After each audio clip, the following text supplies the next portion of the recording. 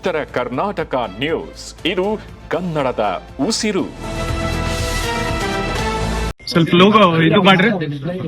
ನಮ್ಮ ಮನೋಹರ್ ಅವರು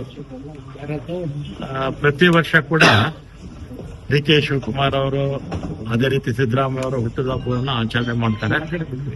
ಅವ್ರು ಯಾವ ರೀತಿ ಮಾಡ್ತಾರೆ ಅಂತ ಹೇಳಿದ್ರೆ, ಶೇಷಾದ್ರಿಪುರಂ ಅಲ್ಲಿ ಒಂದು ಶಾಲೆ ಇದೆ. ಆ ಶಾಲೆಗೆ ದೇಣಿಗೆ ಕೊಡೋದ್ರ ಮುಖಾಂತರ ಮಾಡ್ತಾರೆ. ಇವತ್ತು ಅವರು ಮಕ್ಕಳು ಆ ಶಾಲೆಯ ಪರವಾಗಿ 4 ಜನ ಮಕ್ಕಳು ಬಂದಿರೋ ಅವರ ಕೈಗೆ ಹಣವನ್ನ ತಲುಪಿಸಿದ್ದಾರೆ. ಮತ್ತು ಒಬ್ಬರು ಅಂಗವಿಕಲರಿಗೆ ಒಬ್ಬರು ಕೊಟ್ಟಿದ್ದಾರೆ.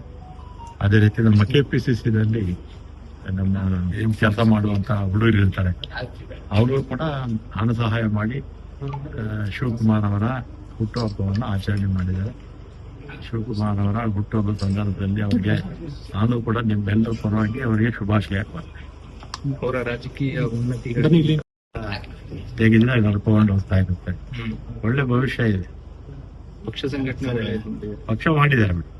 ಪಕ್ಷ ಸಂಘಟನೆಯಲ್ಲಿ ಎತ್ತಿಸ್ಕೈ ಶಿವಕುಮಾರ್ ಎರಡನೇ ಮಾತೇ ಇಲ್ಲ. ಬಹುಶಃ ಇನ್ನುಳಿದಂಗೆ ನಿನ್ನೆ ಕುಮಾರಸ್ವಾಮಿ ಅವರು ಈ ಬೆಂಗಳೂರು ಖಾತೆ ಆಫರ್ ಕೊಟ್ಟಿದ್ದೀರಿ ಸರ್, ಸರ್ಕಾರದ ಕಡೆಯಿಂದ ಖಾತೆ ಮಾಡಿಸ್ಕೊಳ್ಳೋರಿಗೆ 2% ರಿಯಾಯಿತಿ ಅಂತಿದ್ದೀರಿ.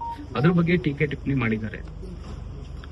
ಈಗ ಬಿ ಖಾತಾದಿಂದ ಎ ಖಾತಾ, ಬಿ ಖಾತಾ ಪ್ಲಾನ್ ಕೊಡಲ್ಲ, ಬಿ ಖಾತಾ ಪ್ಲಾನ್ ಎ ಖಾತಾ ಆದ್ರೆ ಪ್ಲಾನ್ ಕೊಡ್ತಾರೆ, ಲೋನ್ ಕೊಡ್ತಾರೆ. ಬಿ ಖಾತಾದಿಂದ ಎ ಖಾತಾ ಮಾಡ್ಕೊಡ್ತಾ ಇರ್ತಕ್ಕಂಥದ್ದು ಸರಿಯಾಗಿದೆ. 5% 2%ಗೆ ಇಳಿಸಿದ್ದಾರೆ.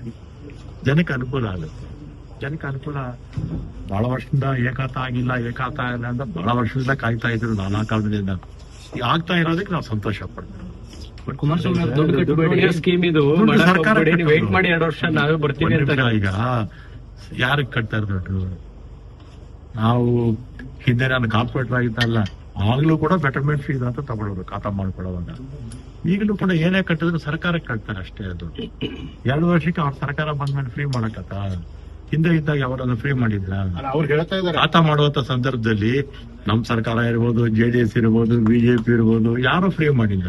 ಅವ್ರು ಈಗ ಹೇಳ್ತಾ ಇದ್ದಾರೆ ನಾವು ಮಾಡ್ತೇವಿ ಕಟ್ಬೇಡಿ ಅಂತ. ನಮ್ ಸರ್ಕಾರ ಬರುತ್ತೆ. ಆಮೇಲೆ ಇನ್ನು ಬೆಂಗಳೂರು ಬೇಕಾದಷ್ಟು ಬೆಳೀತಾ ಇದೆ ಅಲ್ವಾ?